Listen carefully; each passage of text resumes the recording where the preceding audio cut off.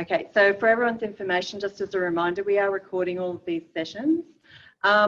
Firstly, I'd like to say a big thank you to everybody who's online and also the people that are in the room here in Atherton for joining us here for this Dr. Rob Gordon seminar this afternoon. I'd like to acknowledge the country that we're sitting on here and the traditional owners who are the Tableland and Dindji people, and not acknowledge the country of all of the places all over far north Queensland and Victoria where we are all meeting today. So, and acknowledging the elders past, present and emerging. A big thanks to the Tablelands Regional Council and the Foundation for Regional and Rural and Regional Renewal for putting on these workshops and allowing this to go ahead, and for bringing Dr. Rob Gordon here to you all this afternoon. And my name is Lyndall Scoble, if you haven't met me before, and I am the lead consultant founder of Community Bread, which is my small little consultancy based here in Malanda in far north Queensland. So it's my pleasure to be involved in these workshops and seminar as well. So thank you all for joining us. Okay, just some housekeeping before we get going today and before I hand you over to Rob. So this seminar, as I've mentioned, is being recorded. We are hoping to be able to put that onto the Tablelands Regional Council and Community Bread websites, but at the very least it will be available and sent out to participants. So if there are any questions about that, if you could contact either myself or Sarah Dean at Tablelands Regional Council. Please keep your audio on mute throughout this afternoon to just make the sound quality better for everybody. And also, it's probably best if you keep your video function off, because that will just make sure that you get the best quality sound and audio on your side of the screen. If you have questions this afternoon, so the way we're going to structure this is that Rob will be presenting. We'll have some pauses along the way, and there'll be an opportunity to ask questions, but I do encourage everybody online to use your chat function if you do have any questions this afternoon. And I'll be monitoring that, and Sarah will also be monitoring that throughout the afternoon, and we'll try and sort of bring questions together that have some commonality. You can either put it in the public chat, or you can direct a question directly to myself or Sarah. But public chat is best, because if you've got that question, somebody else has probably got the same one. So that way you'll know if somebody else is asking what you're thinking. Okay. And if there are questions after this afternoon, anything else that comes up for you, please send them through to me, and I'll do my best to have a chat with Rob and get those answered for you. Okay, so here's what you're here for. I'd like to introduce Dr. Rob Gordon, who is a clinical psychologist who's been working in disasters since 1983, since the Ash Wednesday bushfires. He's a consultant to the Bushfire Recovery Victoria, the Victorian Department of Health and Human Services, Victorian Department of Education and Training, and also for Australian Red Cross for emergency recovery, and has been involved in most major Victorian emergencies since then. I know Rob has also been really closely involved in consulting with communities and agencies and staff throughout many natural disasters throughout Australia and New Zealand, including some involvement with flooding and earthquakes in New Zealand, as well as all of the work he's done across fires, cyclones, I think floods, just about you name it here in Australia. He's done a lot of work. I first met Rob back in 2006 following Cyclone Larry, when I was working for the Department of Communities, and we did some work together back then here in far north Queensland. And again, I re-engaged with Rob after Cyclone Yassi when I was working for Australian Red Cross, and Rob came up and did some fantastic work with communities across the far north, including places like Hull Heads, as people online will be aware, was severely impacted both by the cyclone and storm surge. Rob has a practice in Box Hill, And he's a practicing psychologist as well as doing this consulting and community work for governments and NGOs. And I've already mentioned he's working across Australia and New Zealand, and he is widely published in the field of trauma and disaster. So on that note, I'm going to end my presentation and I'm going to bring Rob up. So bear with me while I manage the technology.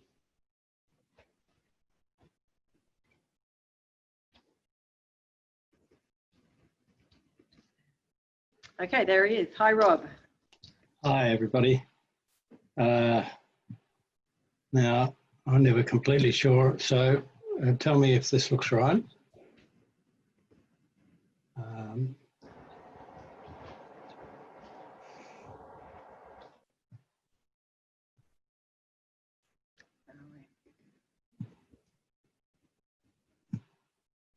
Does that look right? You're seeing one screen?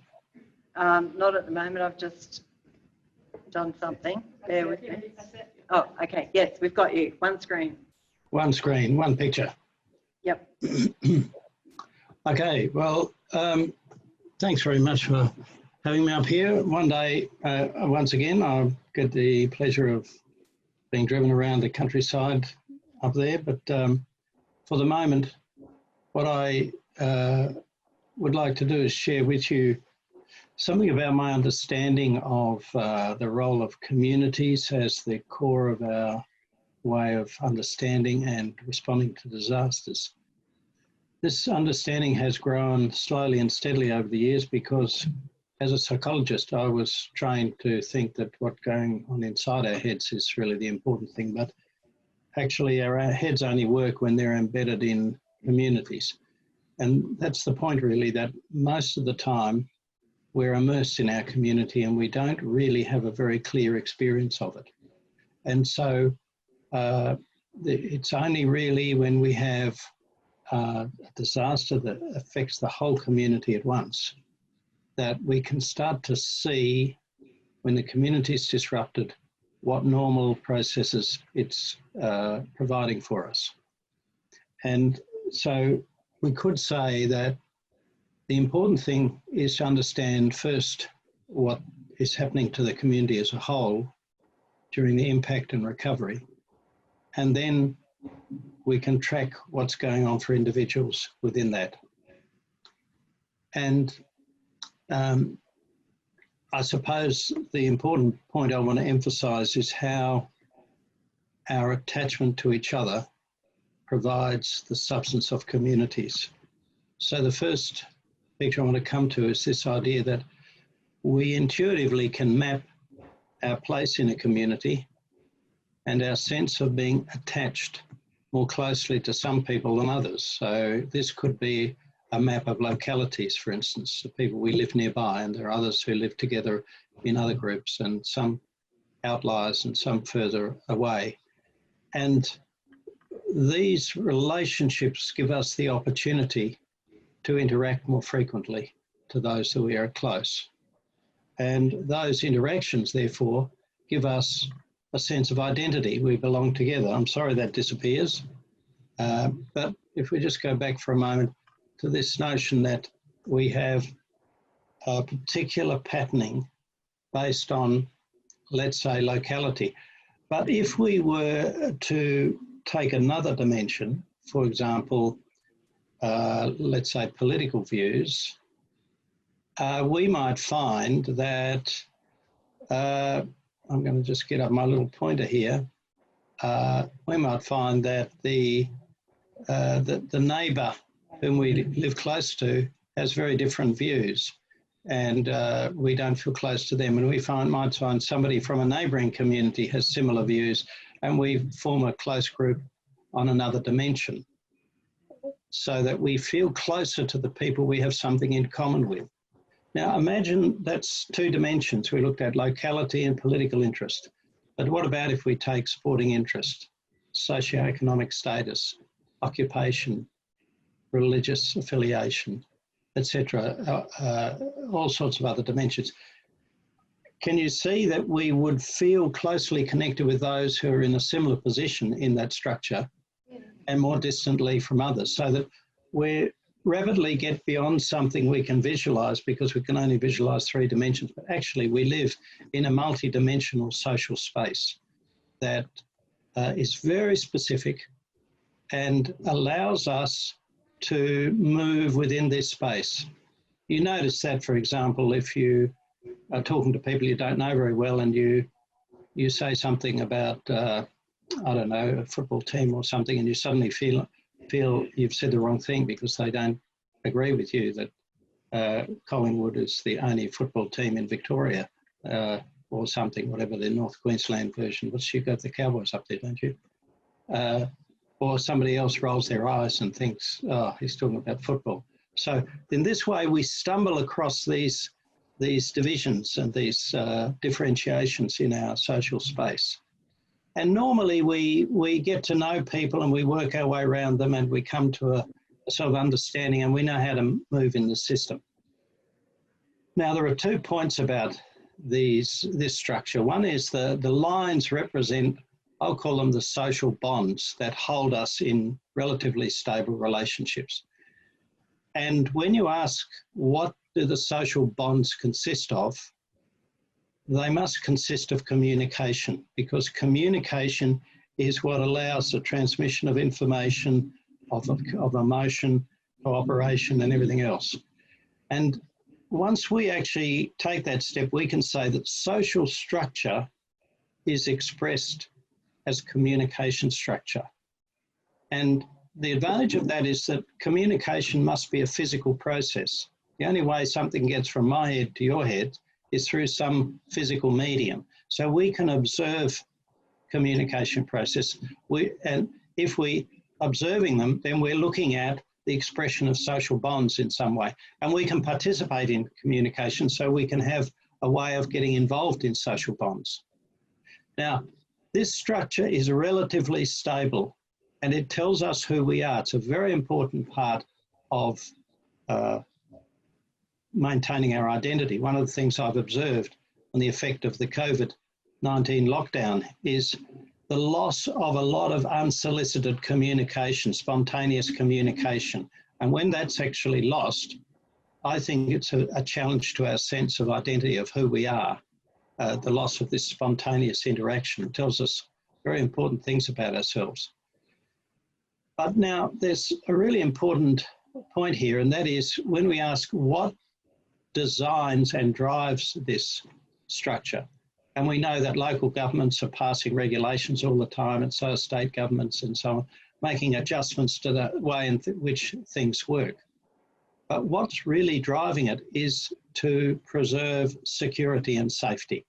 So in a sense, you can simplify that and say the function of this structure and the underpinning principle of its design is, as far as possible, for as many of us as possible, to put survival off the agenda. Now, we know that we've got all sorts of inequalities and marginalised people and social problems. And so it's not true for everyone. But fundamentally, if something is seriously wrong, if the drains are open and people start getting typhoid all the time, there'll be some kind of activity to pass regulations about processing sewerage, and there'll be investment of money, pipes will be laid down, and it'll all be sorted out. So now, here's the problem. When you come to a disaster, it's a threat to life and property that has a community-wide impact, otherwise we don't call it a disaster, that will bring survival into question and therefore disrupts community functions, namely communication. Because the normal bonds are based on, let's say, normal business, normal expectations, normal assumptions about security, and they are generally not very well adapted to survival challenges. Of course, if we do good planning and preparation, they do get adjusted. But fundamentally, a lot of the normal communication processes simply become irrelevant in the moment of impact. Now let's look at, I've got the example of a fire arising and coming into a community. Up here is the Liberal voters, and down here is the Labor voters, for example. And here's the shadow of the fire, the warning. You can see as the warning kicks in, people's political affiliation disappears and they become a person under threat of a bushfire. not a Liberal voter or Labor voter or Collingwood barracker or Cowboys barracker. And as the fire actually hits, they simply drop out of the normal social fabric and try to survive as best they can. And they survive with whomever they happen to be with. And what is happening here is that all of the complex multi-dimensional relationships that they had with each other simplify and disappear. And if you want examples of that, you can think of, I remember being up there listening to people huddling in their bathroom during a cyclone that went over, wondering what they were going to do if the wind tore the roof off. And in that moment, it's just the individual with the person who's with them. In a bushfire, people can be sitting in their bathroom, or I remember a story in Ash Wednesday of about 200 people sitting in the saloon area of the Macedon Hotel as the fire front went over. It was completely dark, and they were sitting there with their goats and ducks and chooks, and they might have had their kids on their laps, or it could have been their goats. They wouldn't have known. It was completely black. And the atmosphere in there is completely silent. No one is saying a word. And this is not what we expect to hear. But if you ask the people, and I spoke to many of them, what was going through your mind? What's going through your mind is, are we going to die? And so the person's in that very solitary moment. Now, I call that the moment of debonding. They've dropped out of their normal social fabric, and maybe they lock together with the babe in arms or the child beside them or their partner. But very often they recede into themselves. I remember the description of in one of the newspaper articles after Black Saturday of a family of parents and two children went into the bathroom as their house was burning, and the wife described having a newly born babe in her arms, and her 5-year-old daughter sitting next to her, and her husband on the other side. And then she sort of started to lapse into unconsciousness with the lack of oxygen, and it was completely black. She couldn't see her hand in front of her face. And the husband had actually broken the bathroom window and climbed out and found a place where the water tank had melted, and there was a little pool of mud. And he comes back and he screams at her through the window, "Get out, get out." She sort of pulls herself to and realizes in a moment she's lost her children. She screams and realizes then that the babe is in her arms. She screams for a 5-year-old and there's no answer. She has this terrible moment, I've lost her, and she flounders around with her arm and she bangs the child who's sitting next to her. So it's that split second where they think, I'm alone and I'm going to die, because they've retreated into themselves. Now that's the moment of debonding. I've described a very vivid and extreme moment, but we really need to make a continuum between that and someone who holds their role in training and says, okay, this is a fire, I know exactly what to do now, and we have to go here and we have to go there and so on. They don't debond. Someone who went through that while their house burned down, and he was a trained firefighter, and he knew we can stay here for so many minutes and then we can go to this place and we'll have a few more minutes, and by that time we may be able to get outside and go behind the tank and so on. And he actually took his family through that sequence and they survived. So he has not debonded. I'm not saying it always happens, but in general there will be debond from the larger community. It's just this little nucleus. And so I want to emphasize that this debonding is something that people find quite hard to talk about because they're not reflecting on what's happening while it's happening. They're just totally in it. And therefore, they don't always understand that they've lost what they've always taken for granted, which is this sense of being immersed in a community fabric. And this debonding drives a rebound process because it's a great threat. They've lost the continuum of connectedness. It's unfamiliar, neither recognized nor understood usually. And what is lost is everything that's constant and taken for granted, which, we assume we don't consciously experience it. And in this state, this survival state, we go into a high degree of self-focus on what do I need to do to survive. I'll help those around me, but it doesn't matter whether they're my nearest and dearest or people I've never met before. I'll probably do much the same. And so the reversal of this debonding is neither automatic, immediate, or complete. That depends on how things are done. Because the important point is we cannot remain debonded. If we did, there'd be serious breakdown of our personality. So there's this huge reaction as soon as the danger's passed to be out into the streets and finding other people. And that leads to the next process, which I call a state of fusion. So everybody's out there, and now have a look at them. They're not all these different coloured dots. They're all the same, because the feeling is we have all been through the same thing. It's not going to be as simple as that in the long run. Some people will depart from the area, but the people who stay now join together in a close-knit, tightly bonded unit where there isn't this sense of, I'll talk about this issue to that person and that issue to that person, but everyone is talking about everything to each other, except it's not everything. It's only about the fire or the flood or the cyclone and how is everybody and who needs what and what's going on. So that life is very, very simple in the immediate here and now.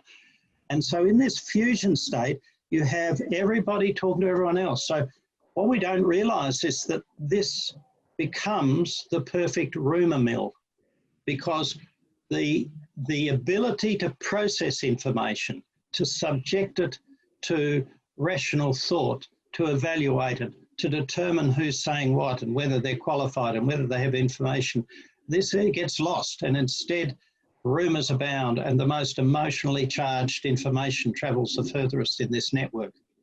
And it really doesn't matter who said it, it's out there circulating. And we all know, you've probably got stories yourself about the kind of really quite unfounded and extreme ideas that circulate, often quite horrible ideas which you know, suggest that terrible things happened which didn't, or people's behaviour was much worse than it actually was.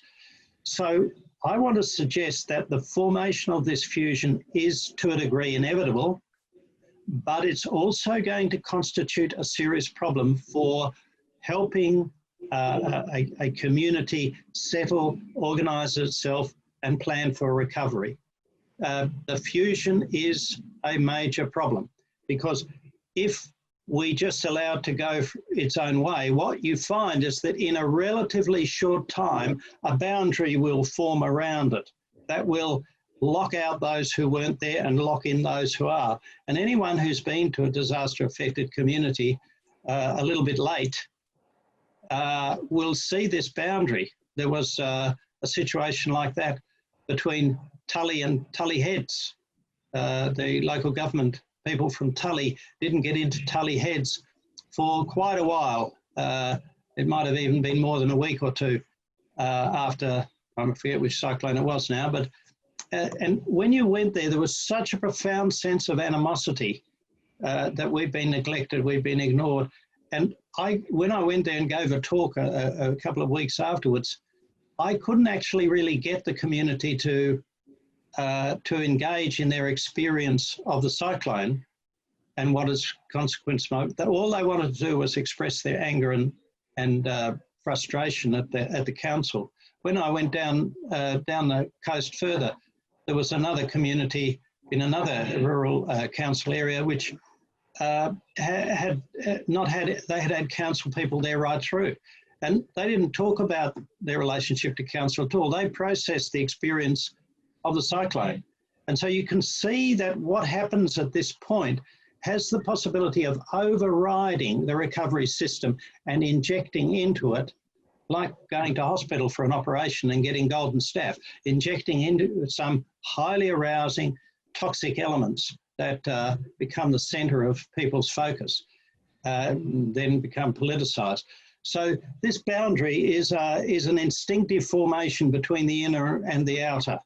And it will form in any spontaneous group that have had a very strong emotional experience together, unless they are somehow linked into a broader system. And therefore, I think it's absolutely crucial in terms of planning that when the disaster occurs, as soon as possible, preferably before this boundary forms, which is usually within the first few days, representative of the recovery agencies get in there and fuse along with the community and are seen. It doesn't matter if you haven't got all your services there. If you are just present and you get fused into it, you will be seen as one of us. And therefore, your agency will be seen as part of the solution instead of part of the problem. Now, this may mean we have to persuade the emergency services who don't want to let us in until it's absolutely secure. But I think if it's at all secure, we should be thinking about how do we get well-trained and properly equipped recovery representatives in there to start actually saying this is what recovery is going to look like and these are the services you're going to have. Now this closeness and togetherness has a number of consequences, both positive and negative. We know the positive ones, and they are portrayed in the media all the time, the heroism and the selfless sacrifice and allowing people to live in your houses and money being given and goods and everything else. But I think there are a number of serious disadvantages for this. I was given this picture from Hurricane Katrina, which is a perfect fusion picture.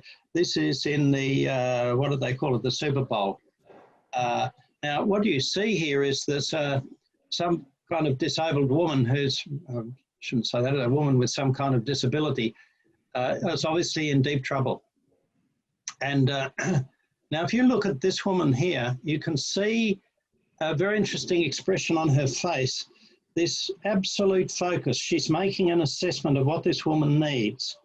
And when you look at her face, you see this absolutely no emotion there because all of the arousal that the emergency has created is being converted into problem solving, observation, analysis, planning, and so on. When you look at this woman who doesn't appear to be quite so involved, we don't know anything about their relationships, but when you look at her face, you can see she's also very alert and aroused, but she hasn't got so much of a focus. And so there is more of a display of emotion, which is disorganizing her. You can see that the emotion is replaced by purposeful action. Here, the emotion is interrupting purposeful action. When you come to these people who are standing some distance away now, maybe it's their relative, but it wouldn't need to be. It could be anyone. And this woman is in total distress. All of her arousal is converting into distress. And you look at this young child who can't really comprehend. That's a common face in young children in traumatic situations where the child can't really comprehend. You can see they're absorbing this tragedy, whereas this little bit older child sort of understands it enough to be having an emotional reaction. There's really quite a lot of anguish in his face. And you look at the men behind who are showing differing degrees of distress. Now, the question is, what are they contributing to this woman's problem? Nothing. They're bystanders. You know, we don't really know, but they may be relatives. But even they wouldn't need to be. We know we've seen these pictures before. They are all being contaminated with the emotional impact of the tragedy, and they don't need to. We should have a boundary around these three. It could be just a visual boundary for a start, and that would protect them. Anyone who's ever been in a hospital emergency room as a patient, with everyone coming and going and you're in trouble and pain and so on, and then someone has the presence of mind to put one of those flimsy little white sheets around the bed, and what a relief it is. Just have that little bit of privacy and you can start to settle. You can hear everything, they can hear everything, but you've got a visual privacy. And so this illustrates how the fusion creates emotional contagion and therefore, like COVID, spreads the infection. Everybody becomes influenced by everybody else's problem. To a degree that's helpful for allowing people to connect with each other, but it's going to be very unhelpful in the long term, and a lot of people are going to get a load of trauma they don't need. So therefore, what we actually need to think about, as soon as this fusion forms, we need to be getting in there and promoting what I think of as a process of social differentiation, allowing people to find their roles. So the social differentiation means we need to make a transition from the fusion to a new sustainable community structure that will integrate new recovery structures with the old community structures, serve the recovery needs, but hold on to a new future. And so you can see there's a very complex process of remodeling the social fabric. And we didn't even know we were in the social fabric. So this really, I think, emphasizes, if we get this right, this will actually hold a supportive, rational framework around the people and be enormously helpful before we even start offering them any other specific services. Now, there is a fundamental principle in social science which says if you've got the technical language is an underbounded, not enough boundaries, a social system that's too locked together and creates tensions, then there will be an instinctive tendency to create boundaries, to differentiate. And the default way in which that happens is by negative emotion. Hostility, antagonism, competition, anger, and negative emotion. That's a good way of getting a bit of distance. Insult people, be angry, tell them they haven't really got a problem because they haven't got your problem. And that'll really upset people and produce this boundary. And this is a universal tendency that if the group is too big and too amorphous, conflict will break out. They've done these experiments. If you have a colony of rats and it gets too big, they start eating each other. You break it, separate it off into different groups, they live happily, let alone us human beings. And we will stop in a moment for a bit of a conversation, but now I call these cleavage planes. What happens is that as time passes, the illusion that we've all been through the same thing, we've all had the same problem, breaks down because I realise actually you're insured and I'm not. Your house was trashed and I only lost part of it. Your job is gone, my savings have gone. You were away and didn't experience it. I was there and feel very traumatised, and so on and so forth. All these differences start to show up. You're entitled to this grant and I'm not. And we don't know exactly why, and doesn't make sense because we don't understand all the information. And so where people from those different disaster-related groups communicate, they're so highly strung and it's so emotional that the bond breaks. And you get many stories now. So wherever those people in those differences communicate, and you see how they talk to each other, the people on either side of that cleavage, and they draw each other in, and you get this splitting across the community and they align themselves. The way we give assistance will cause cleavages. An example is the payments that were offered to people after the big power outage a few years ago, where if people lost power for, I think it was 7 hours, they got quite a significant payment. And Red Cross workers who were administering it found they would have to give the payment to an elderly couple who lost power for 7 hours but didn't really have very much in their freezer. And then a large family who lost power for 6.5 hours came along, who'd lost half a year's food in their freezer, and they weren't entitled to the payment because they only lost power for 6.5. And I think this shows just how incredibly thoughtful and careful we have to be in the way we think about these interventions. But they're often done in a very quick, responsive way to really severe circumstances. It really makes a lot of sense to actually think this out beforehand on the basis of past experience.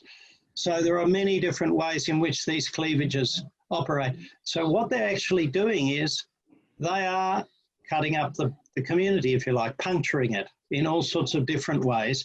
And that's leading to a differentiation process, but it's a destructive process.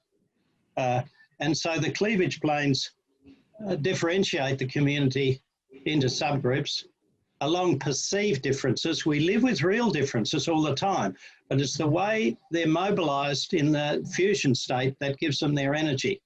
Cut across pre-existing structures, alienate subgroups, fracture support systems, impede decision and making and planning, and politicize what should be a psychosocial process.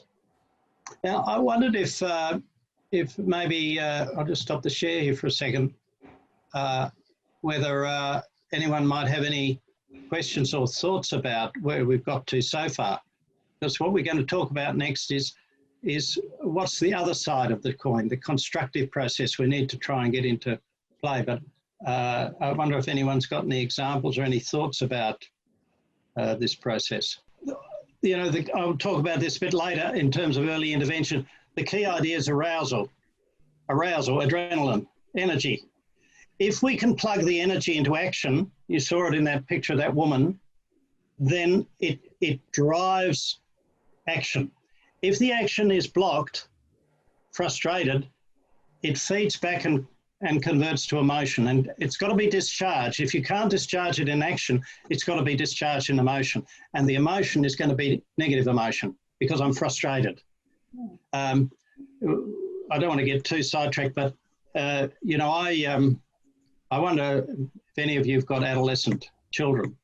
I reckon the relationship of communities to their local government is like adolescent boys with their mothers, which is, I want you to cook me dinner and have my clothes washed, pick me up at ungodly hours and take me elsewhere, but don't come into my bloody bedroom. Well, if I want to have fried eggs under my bed for 3 weeks, that's my business.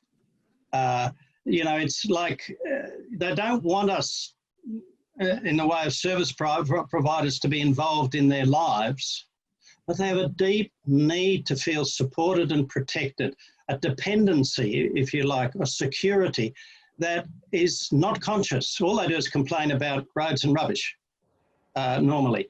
But underneath that is this really profound sense that my local government actually looks after me and my community. And this is what is betrayed. This deep sense of need is betrayed. Therefore, it's a symbolic function. You probably just needed to go there and look bedraggled and say, it's just really terrible, guys. What do you need? And that would be it. You'd be in. Now, that's a really important demand. I know that one of our large shires has actually identified amongst their whole range of shire service providers, one nominated person for each little community. It doesn't have to be a recovery person, but maybe there's a water pumping station there. So there's somebody that goes there and services that and knows a few local people. That's their link person. So when a disaster happens, that's the person that makes the link, you know, using an already established linkage. They don't need to know a great deal. They just need to go there and plant the flag and say, we're here. I wonder if anyone's got any other questions or thoughts.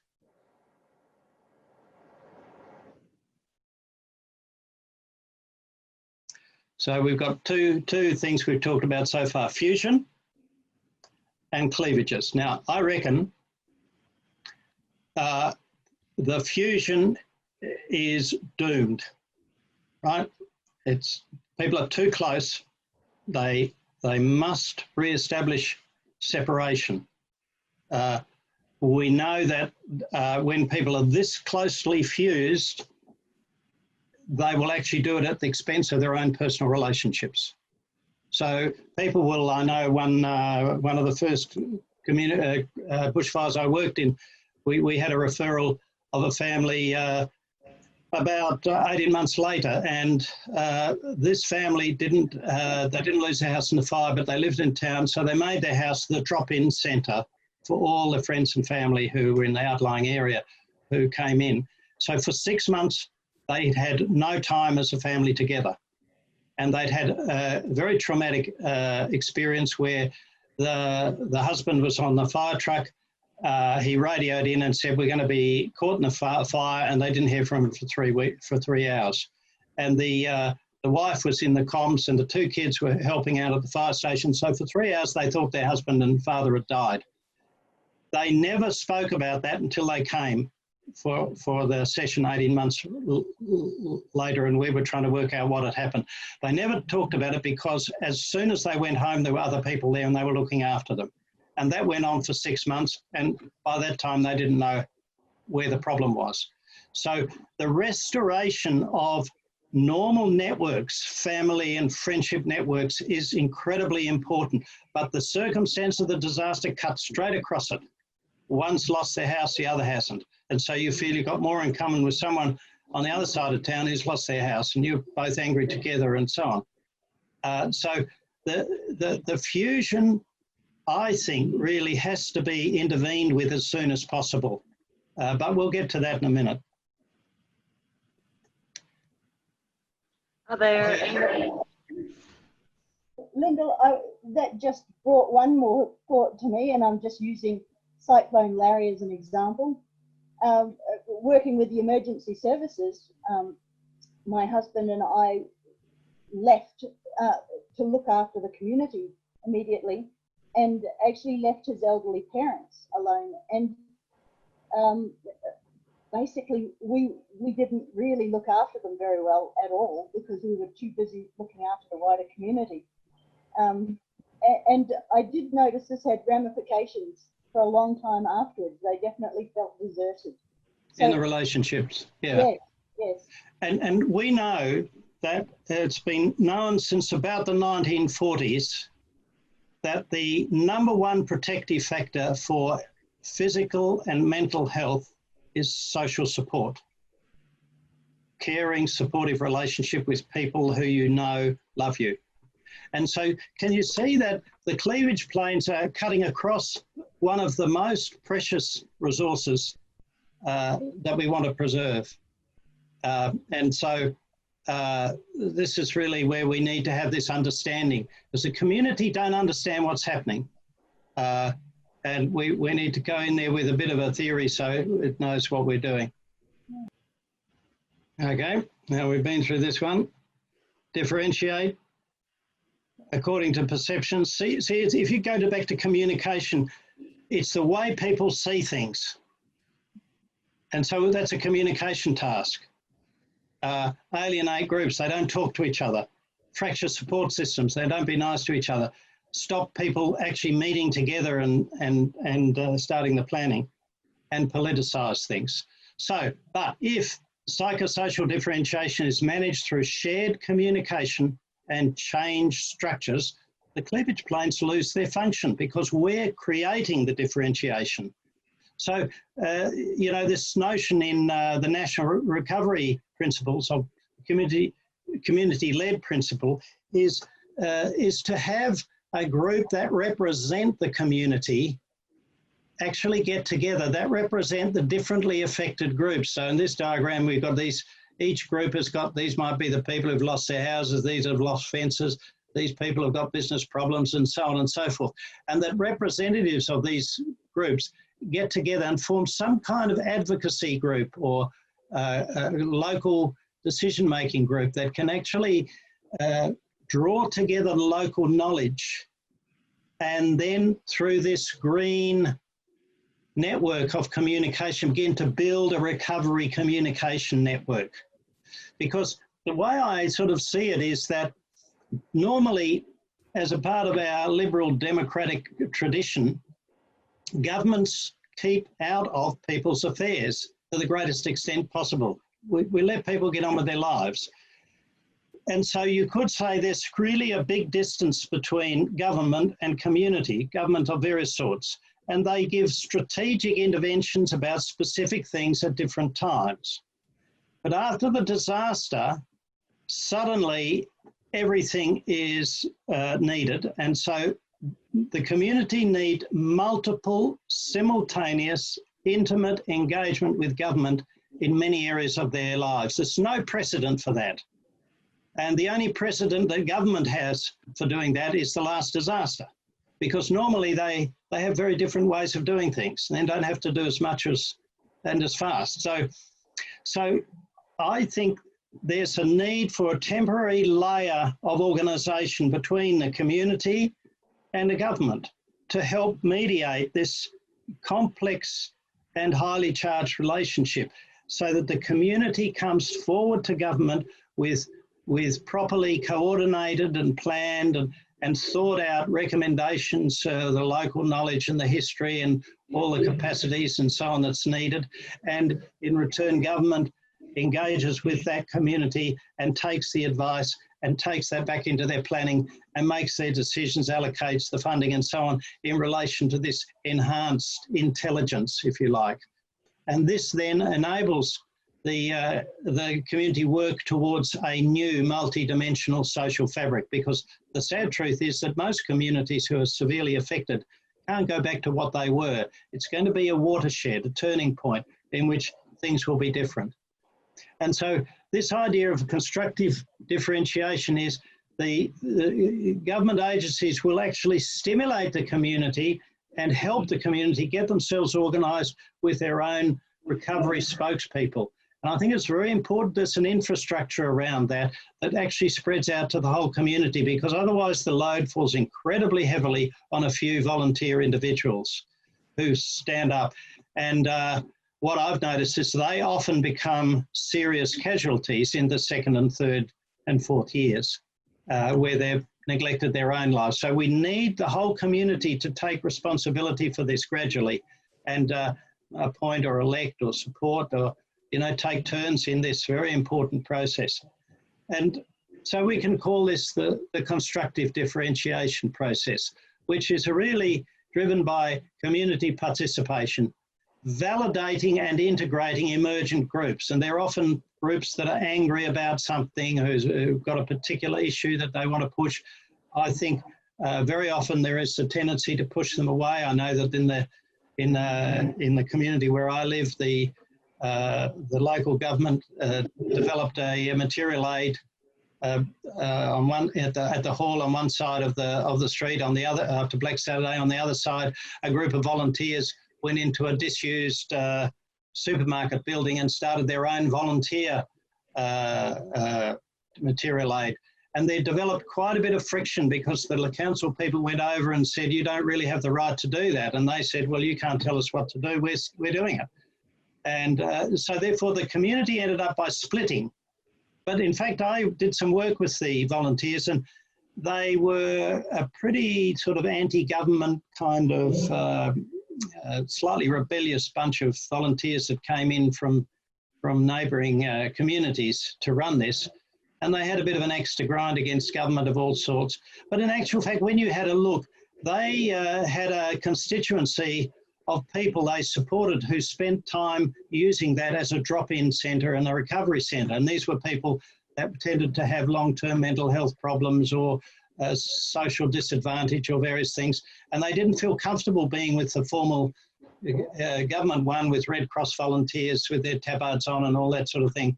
They rather hang out with these people on the other side of the road. So in actual fact, it was a failure of an opportunity to actually make this two wings of one system, because nobody actually has access to the whole community. And we need all of these groups that will actually bring us into relationship with groups. New communication structures for recovery, a common fund of information around the cleavage issues. We can actually be listening for those. We can anticipate some of them, and the others we will pick up at the stage of just an argument between two people in the post office or something. We'll see that that's going to be a broad issue. Active management of social tensions and inequalities through some kind of community event, and consistency in relief and assistance. Now, I've described this as though it is a sequence of stages. Human affairs are never as tidy. And when I gave a presentation on this in Shepparton after one of the droughts, I said to them, look, I'm not going to tell you what happens in droughts, but this is what we've noticed in disasters, and let's see how it applies. And they said, we see all those processes, but they're not happening in sequence. They're happening all at the same time with different parts of the community. And when one part moves to the next stage, another part moves back to the other stage. And so I drew this picture, which is a kind of, if you like, a kind of dynamic movement between these fundamental processes, the debonding, the fusion. Because if you get debonding, you're going to get fusion, unless you're very highly trained. If you get fusion and you don't differentiate it, you're going to get cleavages. And when the cleavages form, you're going to get another form of debonding, and so on. And so you've got all sorts of influences coming and going. And I would say that was a good description of what was happening in some of the Black Saturday communities, probably in the 3rd and 4th year, where all sorts of long-term issues broke out. Seeing it as a series of dynamics, and if you've got your good community responsible groups, they will actually alert you to what's happening, and you'll be able to pick this up and develop some simple strategies to intervene. So here are some principles.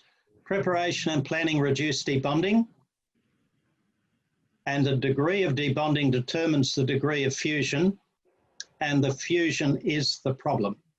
If we theoretically debonded and went back to our complex multidimensional fabric, then everything would keep working as normal. It's the loss of that normal structure and its replacement with an unsustainable structure that is going to have long-term consequences.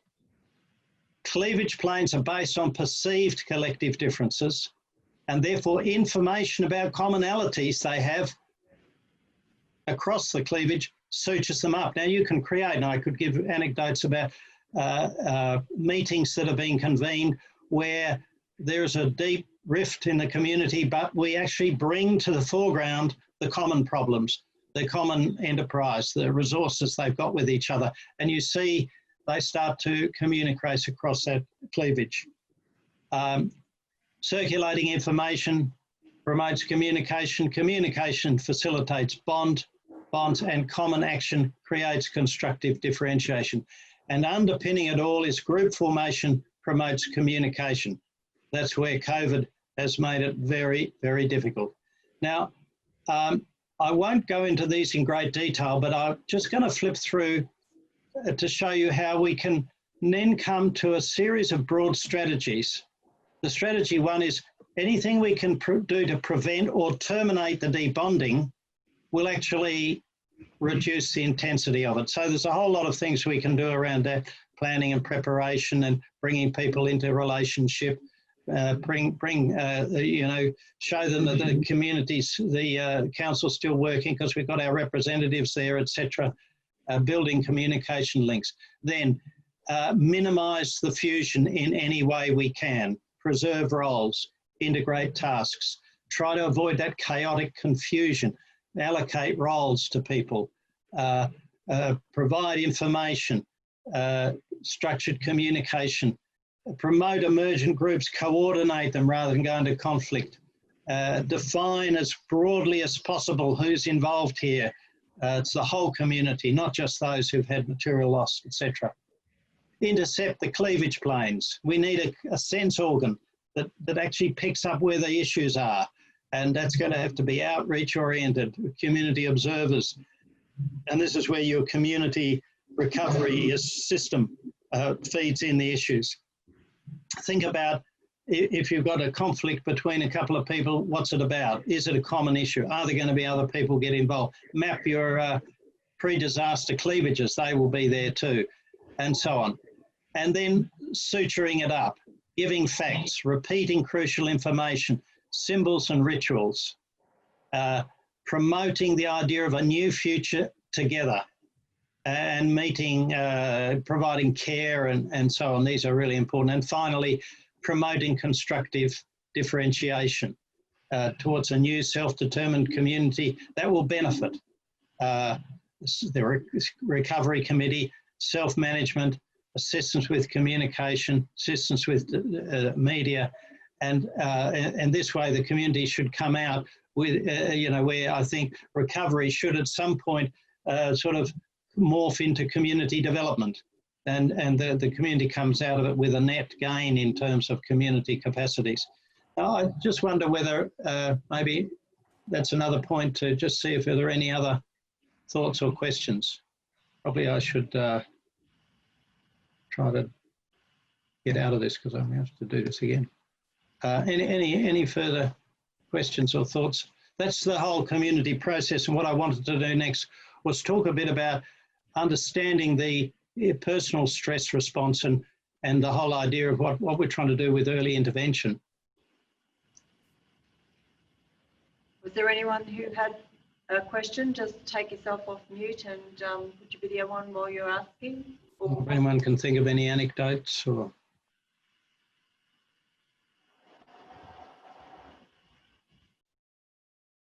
No? Well, I'll keep going. in the room?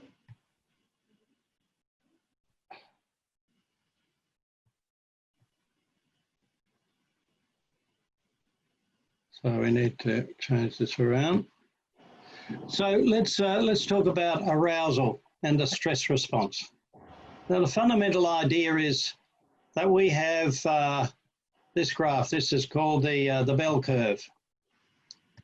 And up and down here we have how well a person functions. And along here is how highly aroused they are, which is another way of saying how stressed they are. So if we don't have any arousal, we're probably depressed. If we've got only a very little bit of arousal, we're probably bored or very tired and sleepy. As the arousal climbs, we come up to a point where we enter our comfort zone. And this is the zone of arousal in which all our higher order functions operate, our strategic planning, our problem solving, our using our constructive, socially helpful emotions, etc. If the arousal continues to climb, our performance doesn't continue to climb, it starts to deteriorate. And when we get to the stress zone, we're actually losing capacity. And when the arousal's too high, we are damaged by it. And that's what trauma is. My capacity to process and deal with it is damaged. And when we get extreme arousal, we go into shock. We can't do anything. And so one of the important points to keep at the back of your mind after disasters is where are people on this stress curve? Because it's only when they're in here that they're going to do anything constructive, whether it be the workers or the community members. And so we've got to get people to focus on looking after themselves, but that's easier said than done, because the first state is the adrenaline mode. And adrenaline liberates enormous reserves of energy. And like this is the face of that young woman looking after the disabled person in the earlier picture. And we are reorganized for the here and now. We think in images. We develop these so-called flashbulb memories. You've all probably had this experience of when something dangerous happens, you get these little sort of flashbulb stills of it. And it liberates pre-programmed emotions, shuts down the feedback from ourselves, and specializes us for survival at the expense of normality. The disaster is the whole world. Look at these guys. This is the adrenaline face here. They're rescuing a woman from a cinema fire in Calcutta, when it used to be called Calcutta. Look at this man here. Look at the focus, the narrow focus. All the research into adrenaline says we move into a kind of mental tunnel vision, narrowing of attention, where we're only looking for what's important to us in this moment. Everything else is irrelevant. Look at the mouth and look at the blank, purposeful expression on the faces. This is the signal that a person's in high arousal. This person, who's a bystander, is in high emotion because he's got nothing to do. Their arousal has converted into action. Now, if they're well trained, their action will be appropriate. If they're not so well trained, they'll rush around doing things, but it won't be constructive. You can see this poor woman. They should have taken about 3 or 4 seconds longer and got her in a safer hold to evacuate her. But it looks like these two are bystanders, and these are the two emergency services. So, but have a look at him. If he cracks his shin on the tow bar of the ambulance, will he feel it? I don't think so. We know that adrenaline produces endorphins that shut down pain receptors. this bloke's carrying all the weight, but can you see there's no emotion in their faces? So therefore, if there's no emotion, they don't know what they're feeling. They don't know what this means to them. And so the classic situation in that high adrenaline is that people are just swallowing down, gulping down is the word I want, gulping down experience without processing it. And that leads to the flash bulbs and the regurgitation of experience when they come out of adrenaline. This man knows very well he's having a horrible experience as a bystander, and he's going to be in a better position to do something. But by the way, it means that people who are just in bystander mode are also badly affected. But there is a second state that comes into play, because that adrenaline state subsides when the threat subsides. So it's acute stress. Acute stress is, I've got a huge problem, and if I don't do something now, it's going to get bigger. But the longer term problem requires endurance mode, and there's a different chemistry. It's cortisol. It's complicated, but let's just say cortisol, different neurotransmitter and so on. And that actually programs us for an unknown period of time. I've got a huge problem, but there's nothing I can do about it to fix it now. I just have to keep going forever. And adrenaline won't do that, because adrenaline liberates reserves. Cortisol doesn't. Cortisol husbands and preserves resources and actually takes the energy out of our tissues, and we can keep drawing it out of our tissues for a very long time. And we can do some problem solving. We can do anything that is familiar, automatic and routine. So we can do narrow problem solved thinking. People notice one of the first symptoms is their reduced efficiency of memory, emotional numbness interrupted by very primitive emotions. Reduced feedback means I don't know the state I'm in, and therefore people in this state keep going until they get utterly exhausted and break down. Social interactions are reduced to a minimum. Have a look at this couple. They've been held hostage by terrorists in the Philippines for 6 weeks, I think, at this stage. And you can see the blankness of the face that shows they're in high arousal, not connected with themselves. But have a look at this. There's no communication going on between them, is there? You can imagine if it's a married couple, they're probably going to need some help with their relationship when they get out. Because they're just in this shutdown state. Well, I think that's the state that many people describe during the long drudgery of the recovery process, where they feel nobody understands them, because everyone goes into an egocentric state of mind, self-centered, and they don't feel they get enough and they can't give anything. So this is a really serious process that goes on from about a few weeks to a month or two, and then around about this 6 to 8 months, it gets really depressing and exhausting as people's energy starts to run out. And so we can say that there are some general effects of stress on thinking, poorer problem solving, less verbal, more visual. You know, you get the person's trying to fill out a form in government language and it's just too hard, they give it up and they don't do it. Many people did not apply, and I even knew a stressed recovery worker from a small local government area in rural New South Wales who was not given very much support and was told she should apply for federal funding. She was in this state and she just couldn't read and absorb the documents and work out how to make the application, and she kept pushing it aside and doing what was easier, which was go out and see a distressed person and organise some material aid for them. And so she missed the cutoff for that grant, and that Shire got no federal aid for their bushfire recovery process. It's not her fault. It was the failure of her management to understand that she's in cortisol mode. She cannot think. She needs help. She needs somebody else whose brain is still working to actually get in there and do that process. So that the state people get into prevents them from getting on with their recovery. And if you talk to people, you'll find they'll go offline for a month or 6 weeks at a time because they just can't do anything. This is preventable if we get in and tackle the stress. With the emotions, we've got two sets of emotions. We've got the instinctive emotions that are hardwired. You know, if you put an electrode into a cat's brain at a certain point and you tweak the electrode, the cat will go, and it's not ethical, but we could probably do it to each other. And so these negative emotions are there, and they so easily come out when we're stressed. We all know we've only got to be very tired and we get irritable and impatient and so on. The socially meaningful ones that actually underpin the social world: regret, disappointment.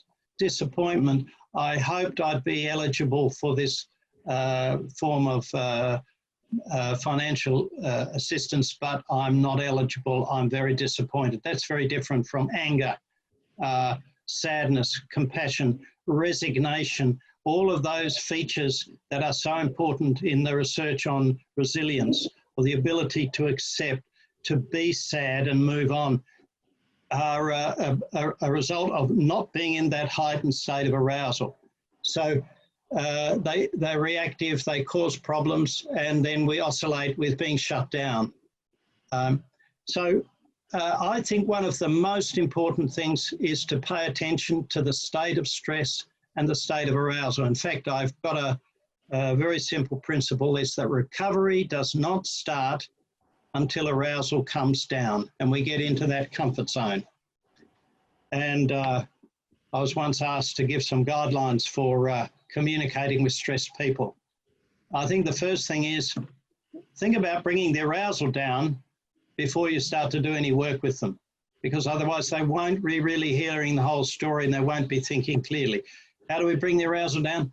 Just listen to them and be nice to them for a long time. Let them talk. If they are confused and you don't understand what they're really trying to say, then just help them clarify. Show them that you really want to understand it. And that attempt to put it in order will actually let them hear what they're saying, and they'll often realise they're being a bit unreasonable. In your own interaction with them, be slow, methodical, and explain everything very carefully. Avoid jargon. Now, the problem is jargon is the language we use every day in our work.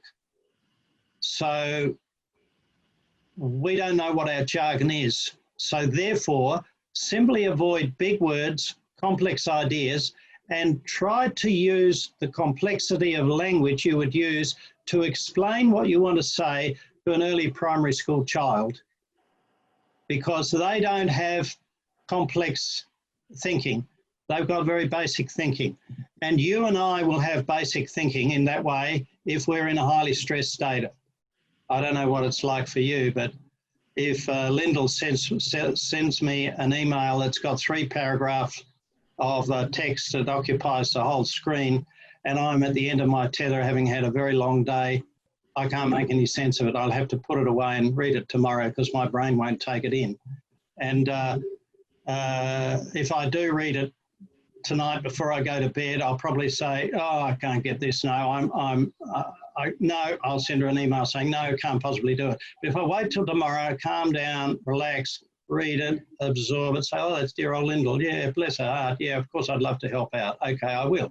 And so we've got to get people out of this envelope where they're in that automatic mode. In fact, we know that they're not able to get into their cortex to use the human part of their brain. They're just running on these automatic programs.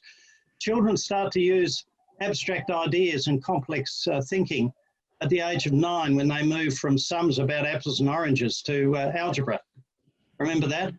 And so we're not talking down to them. We're simply using short sentences, simple ideas, easy words, and just unpacking the thinking. So we can make all of our interactions really helpful, and the person feels they're understood and we're helping them think. And we can therefore set up a number of early intervention priorities. And these lead us towards the principles of psychological first aid. I'm not going to try and cover that, but I wonder whether there's any comments. I'll just get out of this again. Whether there's any any questions about this this principle of acute stress and chronic stress and high arousal? Can you think of what that looks like?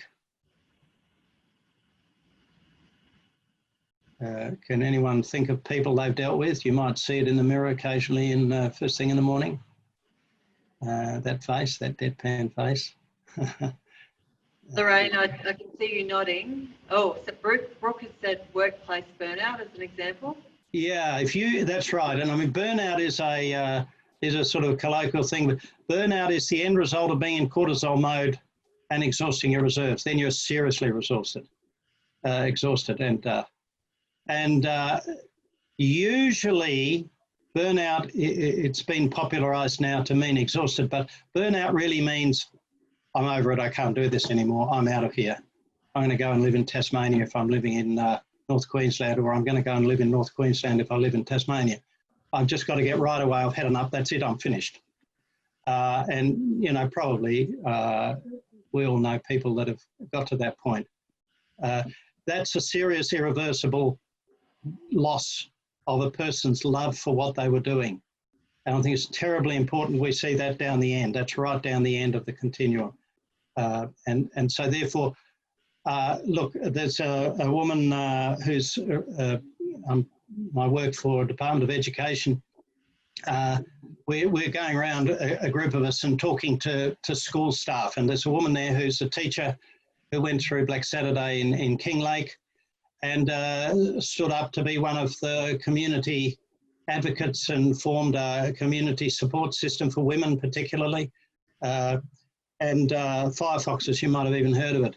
They've probably done work in cyclones. But she describes so vividly how she worked and worked and worked, and she couldn't see that she was actually starting to fall apart with stress. Her health, her relationship, her capacity to focus on her children and her job were all falling apart because she was absolutely driven to this very important task to love her community. You could say she's in fusion with her community at the expense of herself. And I could give, you know, people that have written their memoirs after Ash Wednesday. There's a woman there who did the same thing, and she said, all of us had our breakdown at some point, usually in the second or third year. And they often did things that made them feel humiliated afterwards. It's not necessary. We need to start talking about this around about now, after the fire, 6 months, 8 months, in the first year, start talking about it, educate it, show the pictures, and tell people they must look after themselves. A colleague of mine did a study, not of directly affected people, but of people who were counselling Black Saturday survivors. And his study was looking at, we have an idea of vicarious trauma when I'm affected by the trauma of the people I'm working with. And we need to be careful. But you can also have post-traumatic growth. People who have been traumatised will often say, you know, when they're over it all or got through it, I really think I've grown a lot through this. And so we can have vicarious post-traumatic growth. So he surveyed these psychologists and people, counsellors, about their post-traumatic growth, vicarious post-traumatic growth. And he found there was one factor that predicted all those who'd had good post-traumatic growth out of it. Quite a lot had negative experiences. And the one factor was they had made a very deliberate and usually documented self-care plan before they started that work to look after themselves. And there's no question, but the investment in taking care of ourselves preserves our capacity to give and means we come out the other end having enriched ourselves. And what we've got to do is build community norms and cultural values that say we all have to look after ourselves, including the workers.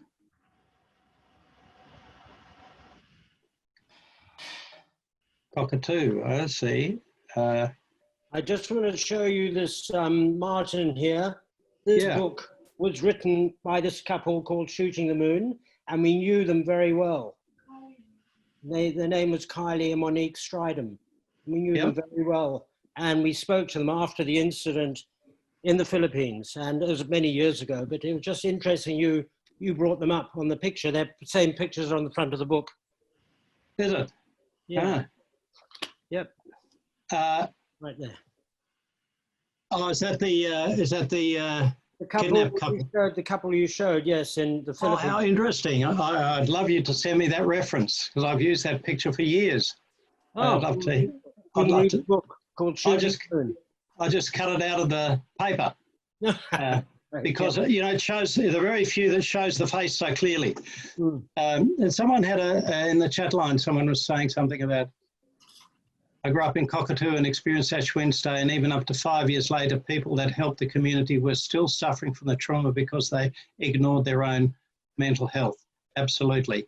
Yeah, that's me. I was a student there in 1968, so I was a young woman when it went through Ash Wednesday, and even now, the community still talks about before the fire and after the fire. That's right. It's a watershed moment. Absolutely. Now, the better we understand this and take care of it, you know, it's like medical care, people getting COVID. It doesn't help.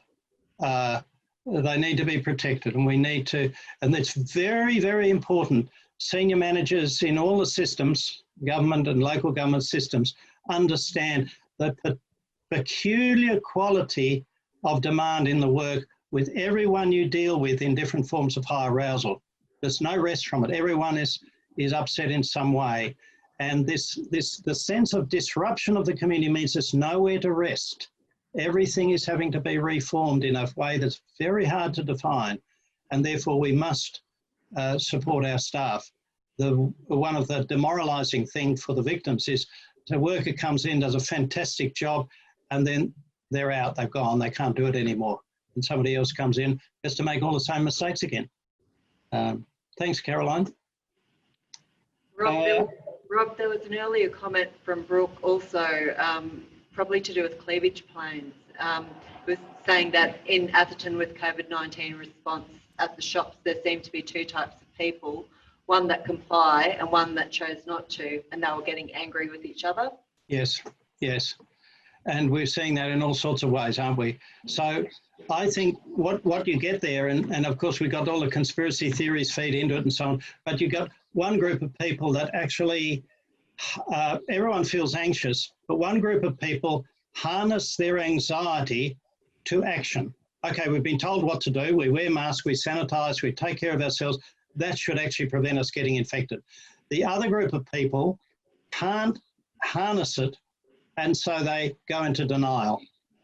No, it's overreaction. I'm not going to worry about it. It won't harm me. There was a video of somebody trying to go into Bunnings down here in the lockdown, and there's a video of this woman having an argument with the Bunnings man who said, you can't come in without a mask. And she said, I'm an adult woman, you can't tell me what to do, I can do what I like. You know, she's obviously feels threatened by being told what to do. Well, she drives at 60 kilometres per hour and accepts the speed fine if she doesn't, and so on and so forth. So this person's gone into high arousal with the anxiety, but she's flipped out into some sort of denial, and she's fighting the system. So there are all sorts of irrational processes. You know, maybe you can't really do it with COVID, but to get everyone down to just sit down and talk about your point of view, you know, just process it, just think about it. Try and get some information about what really means. You know, and some of this information's coming out about the long-term effects on even young people, you know, but do they take it in and process it? That's another matter. Yeah, COVID's very interesting. Okay, shall I go on? Yes. And we'll stop again in a minute. Now, let's see. I'll be an expert soon. So,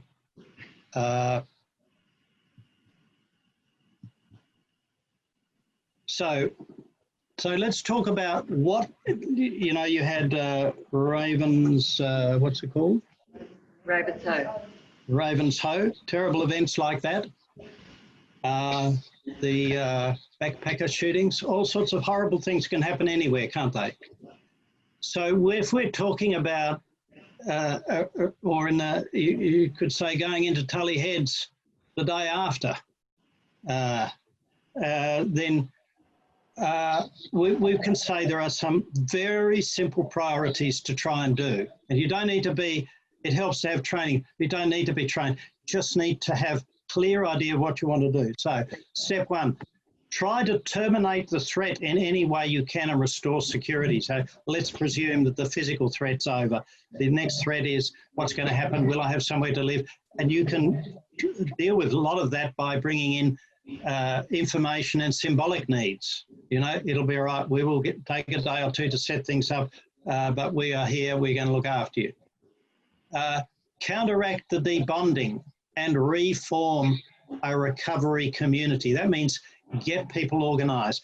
I don't think it's helpful to simply shove people into large relief centres or evacuation centres and have them sitting in chairs and have the Country Women's Association feeding them all sandwich and cups of tea.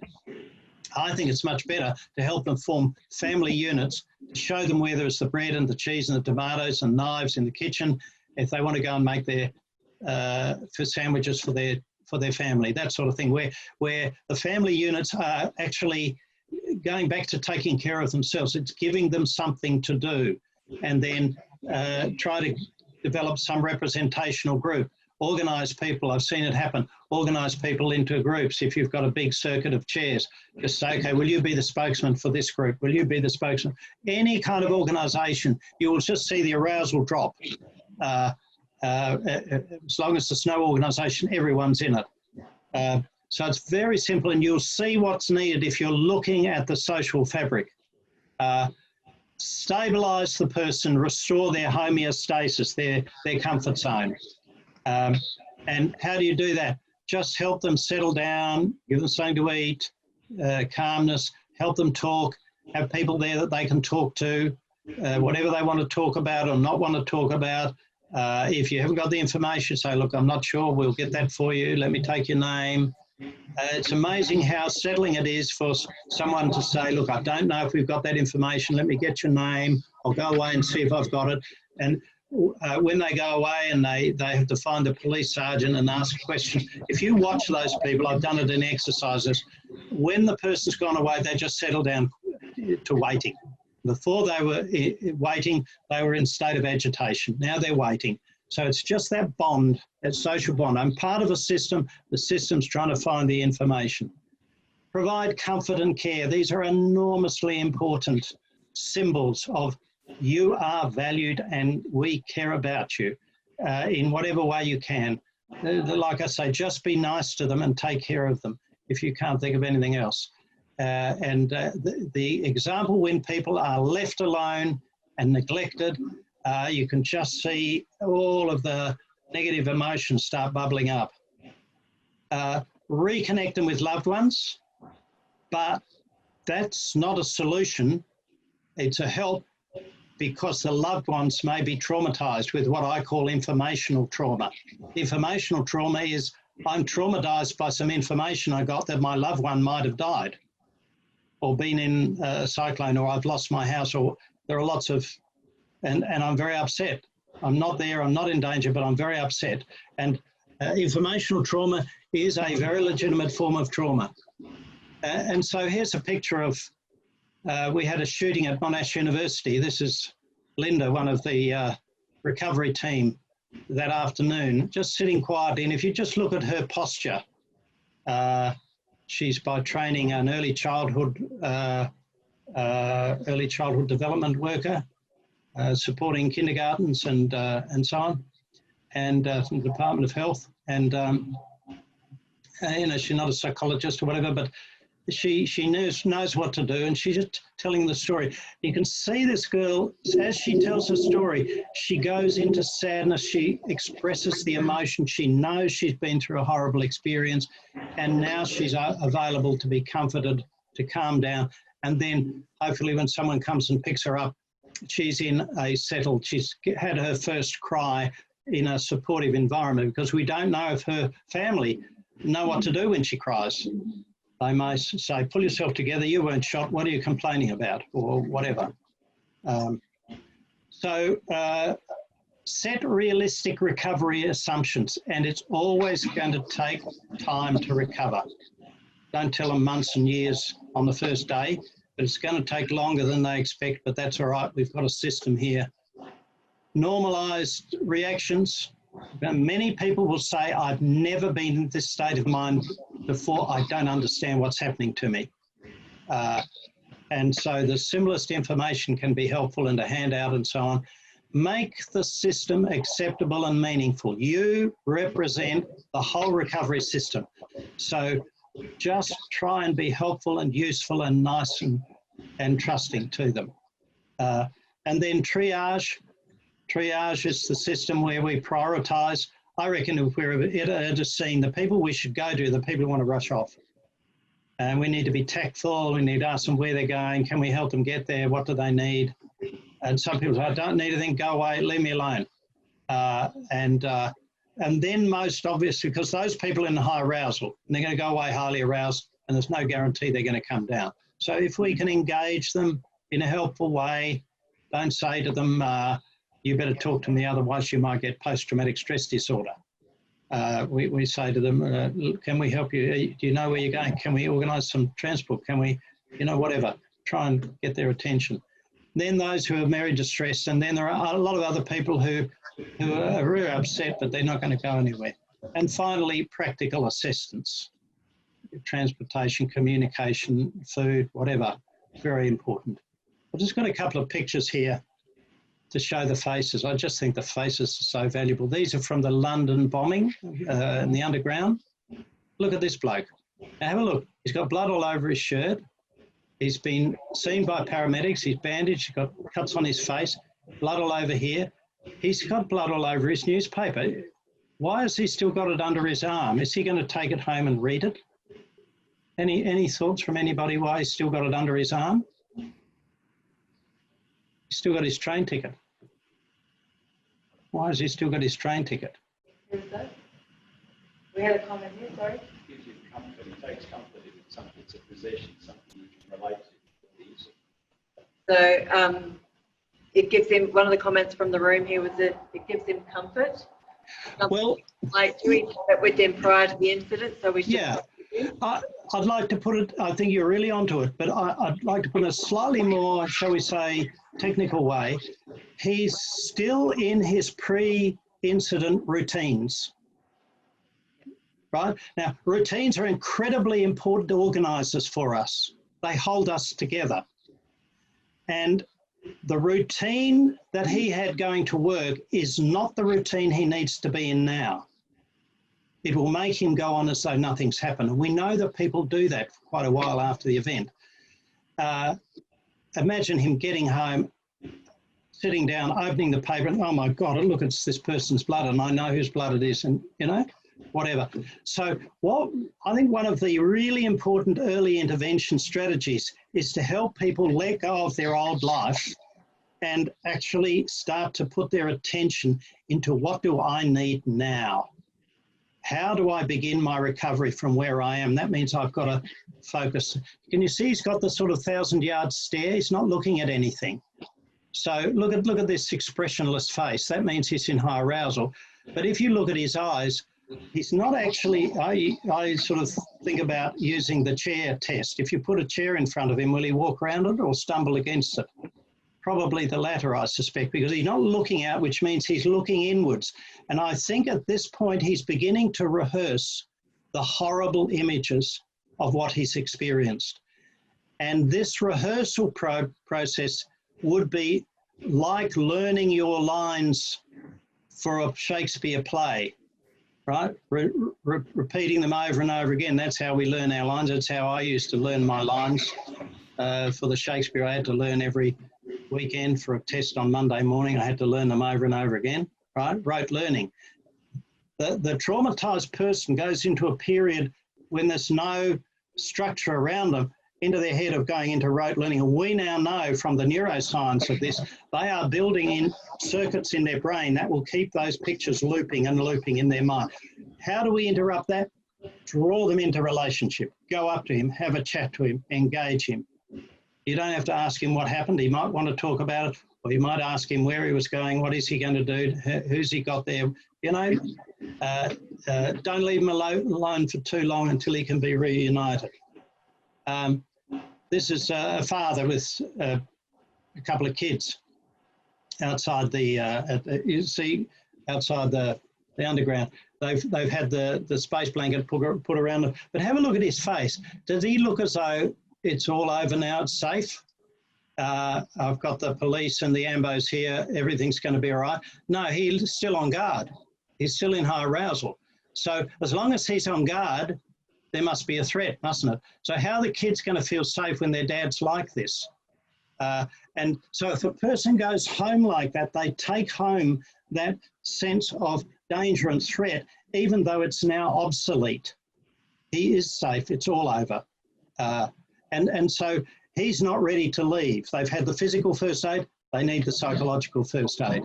And I'm not going to go through the details of that. Red Cross has got a very good training package, and there are other training packages, but you can, just want you to see that face. When you see that face in a relief centre, they're not ready to go. They need someone to draw them into relationship.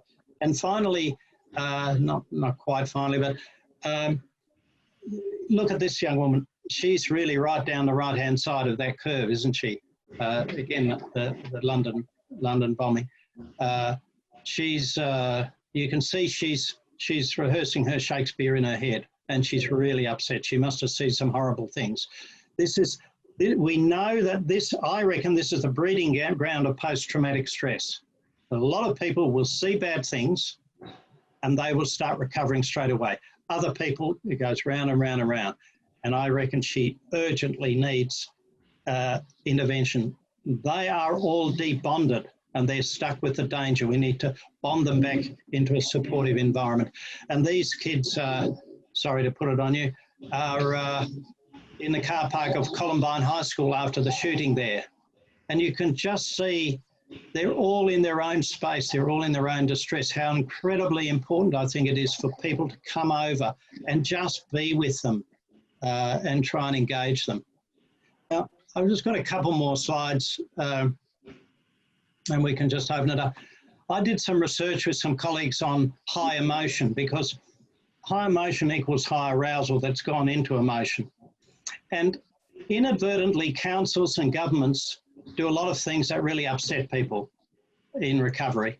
And when you actually follow them through and interview them, as we've done, and we've also looked at all the research on this and done a whole project, high emotion is poisonous to recovery because it prevents people getting on with their recovery. It puts them back in their traumatized state.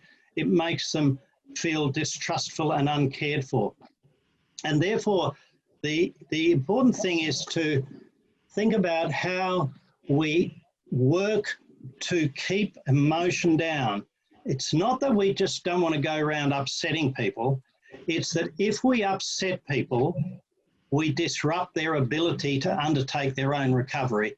And it doesn't mean we have to do what they want, but it means we've got to engage them and make them part of the conversation and help them understand why government can or can't do this or that, or what are the requirements and why do we do things.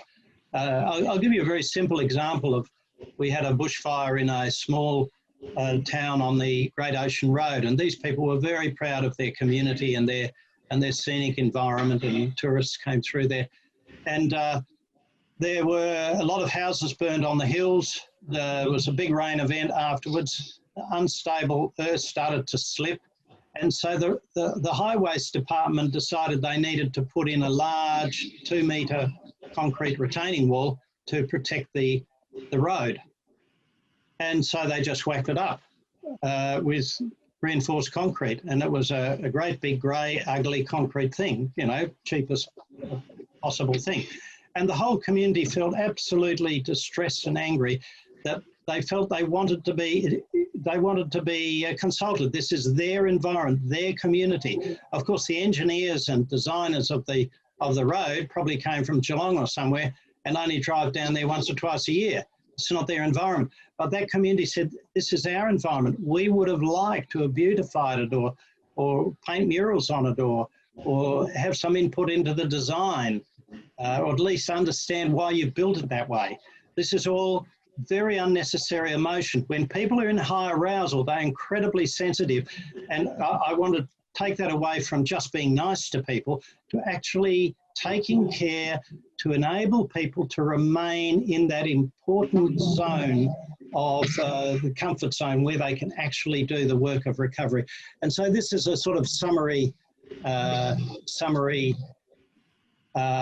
slide to relate our findings to the National Recovery Principles, particularly the community-led principle here, and a set of things that people can do to enable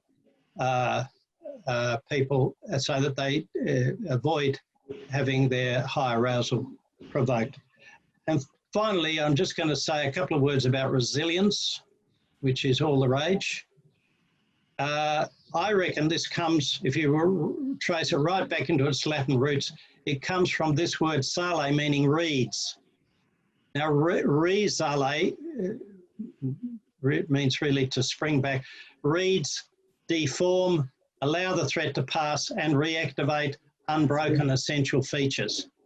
So therefore, I think the essence of resilience is that we have core features that can flex and deform but not get lost. And as soon as possible, they can replace. And these are quality of life, meaning, relationships and community, anything that is absolutely central to life. And I think that's where we need to focus. There's been research by an American academic called Daniel Aldrich, where he's researched up and down the Japanese coast and the East Asian tsunami and records of disasters going back throughout the 20th century. And he shows that the single most reliable index of the speed and completeness of recovery is not the amount of money that's spent or the political influence that's brought to bear or whatever. It's the social capital, the social relationships, the social networking amongst the community themselves, their ability to form multiple small, mutually supportive groups.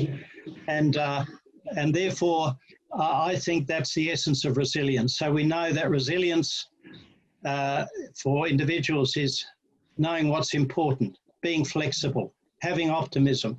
You can see how the managing emotions is really important. Valuing friendships, using support, favourable worldviews, not feeling betrayed by your counsellor or whatever, maintaining your identity, not regretting. And finally, I think we've got a choice, really, in the way we manage things between a set of resilience factors and a set of desilience, which make everything much harder. And these are the things that kick in individually and organisationally, you know, through the 6, 12, 18 months, 3 years. And that's the period where people will actually say, that was the period when my life unravelled, when my marriage broke down, when my health broke down, when I lost my job, when I drank too much or whatever. And so this is, I think, where we really need to pitch our efforts to do a better job. So I'll see if anyone's got any thoughts or anecdotes. We've got a few questions there, Rob, going back to Rachel not long after the last break. Rachel, did you want to take yourself off mute if you're still there and ask your question? This is around, there we go. Thanks, Linda. It was just in relation to a comment, the comment about being able to move quite quickly after an event to bring people together to start to put in place some of those strategies around preventing the fusions and being able to work with people around building their self-care. And in COVID, we obviously couldn't do that because of the range of social directives, the health directives that were coming through, which drove the social restrictions. And so a lot of the service delivery and a lot of the community engagement happened online. And yet social connectivity, digital connectivity was a major barrier for a whole range of reasons. And so do you have any other advice for intervention strategies that occur in that type of environment? Look, something we've been doing in our bushfire areas is, because again, many of them are in rural areas with very poor connection, and many of the people are not IT sophisticates, if I can put it that way. They're older people and they maybe don't even have computers or smartphones. So what we've been doing is we've been working out what the issues are for particular communities, and they all differ. And then recording webinars or talks directed, you know, I've rung up a number of people from particular communities and found out what the issues and what they think needs to be talked about. And then we record, just like this, a little bit of a webinar or a conversation. And then that's recorded, and we put it on DVDs and USB sticks and distributed. I guess you could print it out for people to read if they would do that. I think it's really a matter for us to innovate. If with social media, there are all sorts of options if people have got that, but I think we have to think in a lot of areas where we can't depend on digital. But maybe we can be sort of identifying the need for this so that when the restrictions are reduced, we can help people come together and have discussions about what happened and how to do it. I don't think I've got magical solutions, but maybe talkback radio. I'd be trying to draw in any medium you possibly can. Did you have any? Did you come up with any novel suggestions yourselves? None other than those that you've described. Yeah. Look, it's amazing how much you can do online, but you know, of course, there are people that just miss out. Well, you know that Red Cross has done a fantastic job bringing people up who've been in isolation, just preserving that linkage. And so often it's just a symbolic connection, makes a huge amount of difference to people. Support is a symbolic function. Get the symbols right and they feel supported. Okay, thank you, and thanks, Rachel, for your question. Will also had a question. Did you want to take yourself off and ask? Will's concerned about youth. Thanks, Lyndall. Rob, I can probably round out something from Rachel's question, something that TRC did quite effectively through the early phase of COVID. We took an idea that was online and sort of went big with it. So there were these posts going around where you could sort of print off a form and you'd fill in some details about whether you needed help, what you could offer, and put it in your neighbour's letterbox. So TRC grabbed that idea, ran with it, and did it on a really broad scale across the Tablelands, and it went into everyone's postbox. And that was some really great feedback on that. Had we been able to do it even quicker, would have been the only sort of thing maybe we would have improved. And also we found some things didn't get delivered, but the things that you have in that scenario that come to the fore. My question to you was about the distinction between impact and response between young people, middle-aged, elderly, etc., and whether in your experience you'd seen that plays out differently. Yeah, first of all, that's a very interesting idea. Do you have a name for that program that you described?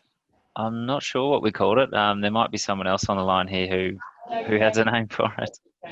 Everyone in the room is saying know your neighbour. Okay. I can imagine there'd be a few legal scruples in more civilised, dare I say that, areas of the community which have lost their neighbourliness. I could imagine some people get anxious about, but I think it sounds like a fantastic idea, and I'll probably quote it wherever I can. But now, the received wisdom is old people are vulnerable in disasters. Yeah, they die more often because they're not so mobile and so on, but often they're more resilient because they've had hardships, they've lived through difficult times before, they've got experience, you know, they know, well, it doesn't mean anything to you guys, but they know how to have cold showers if they have to, whereas the Gen Xers have never had one in their life. Sorry, I shouldn't be saying all these things, should I? But we found certainly in Victoria that actually old people are often quite resilient in a sort of emotional, psychological way. What the Beyond Bushfires research conducted by Melbourne University has shown is that children and young people who were directly involved in the fire, even those who were born in the year after the fire, showed a persistent pattern of reduced academic achievement through their education. Oh, we're up to 10 years. That was maintained. They did 3 and 5 year follow-ups, and they're doing another one now. But this was a persistent pattern, and they controlled statistically for everything you can think of. Now, it couldn't be that they were less intelligent. It must be because the kids could not apply themselves at school. And the best predictor, so I was taught when I was doing psychological testing, of academic attainment is short-term auditory memory, the number of numbers you can remember in sequence without forgetting them. It's about 7 for a school child. And that's the first thing to be interfered with by anxiety, because anxiety takes you inside and withdraws resources, so it's not available for remembering what's going on. If you haven't got short-term auditory memory and the teachers using long sentences that don't make sense, and so you don't think, I'm not understanding what the teacher said, you just think, oh, this is boring, and you look out the window. You can't concentrate to do your homework and so on and so forth. So I think that children being in an environment where their parents are really worried, and one of the predictors of children in trouble is negative emotional tone in the family. It comes back to the feelings and the emotions and managing the emotional climate. It has tremendous implications. That if children are worried, they don't actually go to the parents and say, I'm really worried, are you and daddy going to separate? Or they won't say that. They'll just be worried. These kind of factors seem to have had really serious effect. And I noticed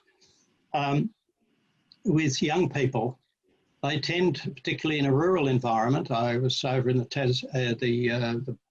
Kangaroo Island fires in February or so, and they were already then worried because a lot of the young people who'd graduated from school and were supposed to go off to uni and TAFE and do their next thing had actually shelved their plans and decided to spend the year at home with their parents. And we know that some of them probably won't get back to uni because it'll take more than a year for the farm to get going. And so and we know from Black Saturday that the risk of kids failing to complete their education because they can't remain in school the last year or two. It's just all too hard. And kids just dropping out. So I think they are very vulnerable, and I don't believe we adequately deal with that by just boosting the educational support services, because school is a very special environment for kids. It's a very structured environment with a lot of resources, and it's focusing the kids on their education. And if they have any degree of enjoyment, peer group enjoyment, they'll take their mind off their problems. But it doesn't mean their problems aren't there. From my experience of working with kids, they'll love to get to school and put their problems behind them, but in actual fact, they've got a lot on their mind. So therefore, I would be suggesting that we, as much as possible, have youth workers supporting drop-in centres for adolescents. They won't all need it, but the kids who are vulnerable, to get them in there will be life-changing for them. And I was certainly involved in some excellent work that was done by the Salvation Army after Black Saturday. But I think local governments would be in a very good position to, you'd need to get funding for, a group of street walking youth workers who can get out there, network amongst the kids and find the kids that are doing drugs behind the shed and so on, go and make a relationship, draw them into these drop-in centres so that there's a community of support for them. And I think that there are many important areas for younger children to process their experiences through play therapy and drama and artistic activities. I think these are incredibly important after doing them after hours and after school, and they can be coordinated into community events where they present their drama or something, or make a concert, and just to boost the positive feelings. So my feeling is we need to enrich the lives of people after disaster, because they're very impoverished. And again, if you pay attention to the emotions and stimulate the positive emotions, that has massive flow-on effects in all sorts of other areas. But thanks for that, Will. Did you have any youth programs yourself up here? I might, sorry, Will, if you could respond to that really quickly, because we're running out of time, and I just did want to get, so would you like to respond to that, Will? No, you're right. Thanks, Rob. Happy for you to jump to other questions. Okay. Great. So it is 3 to 5, and I do notice some people are jumping off. So that's okay. Rob, do you need to leave right on 5? Yeah, I need to probably within a few minutes anyway. Okay. I wonder if you might quickly comment. A couple of the questions are around sort of strategies that we can put in place, and we can talk to those in the community information sessions that we're having over the next couple of weeks. But I wonder if you might quickly speak to social media and the impacts of that during COVID or other disasters. And there was a question there from Erica, and also from Sarah made reference to that as well. You know the story of Dunalley, where this young woman found got all sorts of stuff on social media about what was needed down in Dunalley, and pretty soon started to coordinate Office of Help with resources. And so we had all these people jumping into their boats in Hobart and motoring down to Dunalley, and some people's boats ran out of petrol and broke down, and the police ended up having to rescue a lot of them. So there were many positives about it, lots of predictable media hype about what a wonderful thing this was, but it was a real headache which drew a lot of important resources away from other matters. I think this comes back to the principle of integrating emergent systems. I think that because most people regard government as incompetent. Right, sorry, all governments are incompetent, don't they? And they don't understand how hard governments work all the time to keep everything going, because it all happens, it all works most of the time. And so they don't trust government. So therefore, I would say, in that case, if someone picked up that young woman was doing that, to reach out to her and maybe invite her, you can't do it with COVID, invite her to come into the operations centre and give her a job. Give her a job where she can help coordinate things on the inside. I think it's because what the research, there's been a lot of research into emergent systems in the US, and they don't go away if you tell them not to do it. They get stronger, they get more insistent and more rebellious. The only thing to do is draw them in. And that's contrary to the sort of ethos of official systems where everyone's got to be trained and everything. But I think in a disaster, you will have less problems by embracing them and finding a place for them and then getting alongside them and trying to shape them. So that'll be, and then the other thing is, I don't know, you probably have to employ a few 12-year-olds to get onto social media and start really putting out the right messages and responding and managing. And I think certainly the state government departments are becoming far more active in that area because anyone can say anything they like, can't they, on social media, and it's unfiltered. And so there's got to be, we've got to change the expectations there that you do have the president tweeting. No, we won't go down that track, but maybe the mayor tweeting vigorously what's actually going on. But I don't know anything about social media. I'm too old. I don't believe it for a minute. Brooke said maybe we recruit short-term deputies for people like this. Yeah, maybe. So I think we probably need to wrap it up. Did you want to, sorry. So there is a couple of comments for the floor that I would like to invite in. But before we do, just on the social media topic, it's probably one of the things that when we're in our preparedness stage that we're starting to incorporate and think about then as well. So we're thinking about what networks are also out there and available that we can tap into after an event. Yep.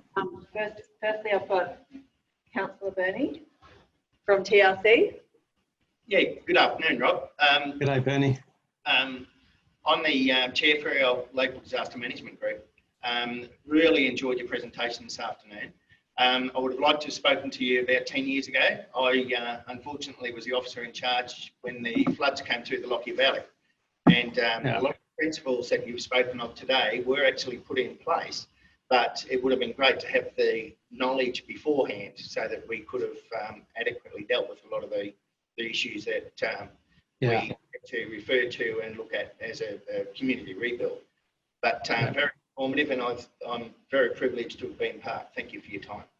Thanks, Bernie. And Sarah, TLC. Thank you. Thank you, Dr. Gordon. That was Hi, Sarah. fascinating and really informative, and I'm sure that everybody online has had great benefit from listening to you today and drawing on, you know, your experience in disaster. It's simply awe-inspiring, so thank you for that. Thank you also to Lyndall for organising this session, and to everybody online today. And our last acknowledgement to a big thank you to the Foundation for Rural and Regional Renewal for funding this session for our community. So thank you once again, Dr. Gordon. Great. Thank you. Well, thanks very much, everybody. It's been great to talk to you, and I look forward to my next trip up there sometime. Anyway, keep safe, keep out of the COVID, and watch out for the cyclones. I hope we have a nice, quiet year. Thank you, Dr. Gordon. Very interesting. Great. Okay, thanks. See you later, Lyndall. Thanks so much, Rob. Lovely as always to see you and be able to spend time with you. And for those of you who are on our upcoming workshops tomorrow, Saturday and the others, we will be talking about this over the next few weeks actually, and incorporating lessons from this session across each of those workshops. Thanks, Rob. It's always a pleasure. Okay. Bye-bye. Thanks, everybody.